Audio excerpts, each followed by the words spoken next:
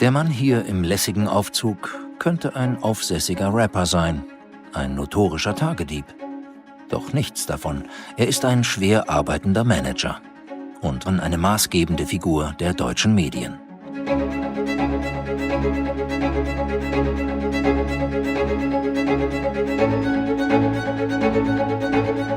Jeff, welcome to Berlin. Thanks. It's great to be here.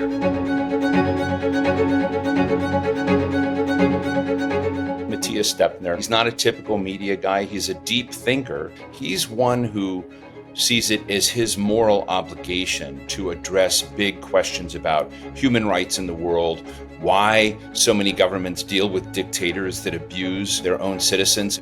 Our traditional most important purpose was and is already freedom. Yeah?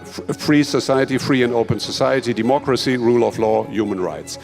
And we have always empowered that journalistically. Very few people walk around with such an informed sense of his history, where we fit in it, what we should be learning from it. When I was 15, there was an American TV series called Holocaust. And to see that series and the terrible chapter of German history, that was a kind of life-changing moment, I have to say.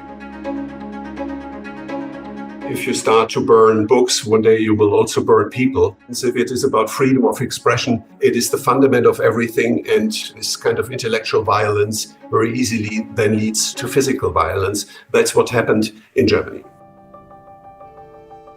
Axel Springer was the largest media company that would emerge from that post-war world. It was and remains very informed by the lessons of World War II. Without the sacrifice made by American fathers and mothers to permit their sons to do duty in Germany, life in West Berlin would be as grey, as terrifying as in the eastern part of the city. And I don't know any other media company that has that sort of proud tradition. And I think, Mathias is an excellent steward of that legacy.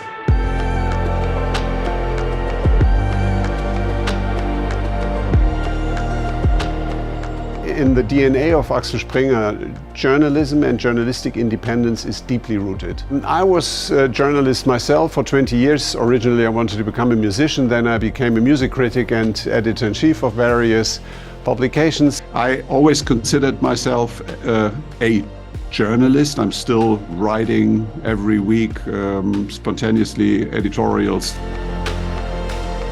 And you've really dedicated your career to freedom of the press and a lot of how to make sure that journalism is sustainable going forward.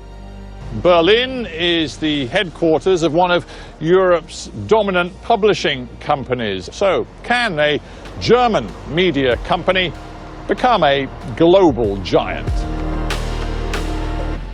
Das Wichtigste für das Mediengeschäft ist, die Zukunft zu umarmen und nicht zu versuchen, Zukunftsentwicklungen zu verhindern. Das wird nie gelingen.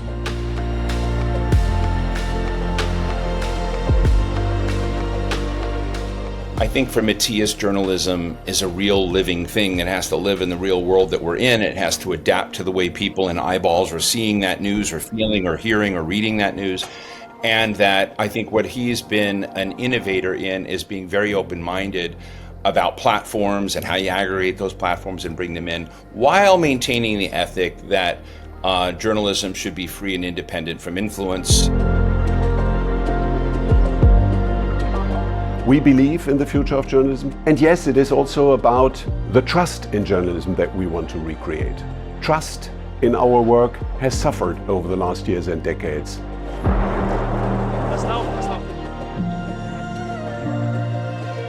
My personal motivation to get up in the morning is to really make sure that journalism remains an attractive business model, and that different journalistic views and investigations is helping to strengthen democracy, open society.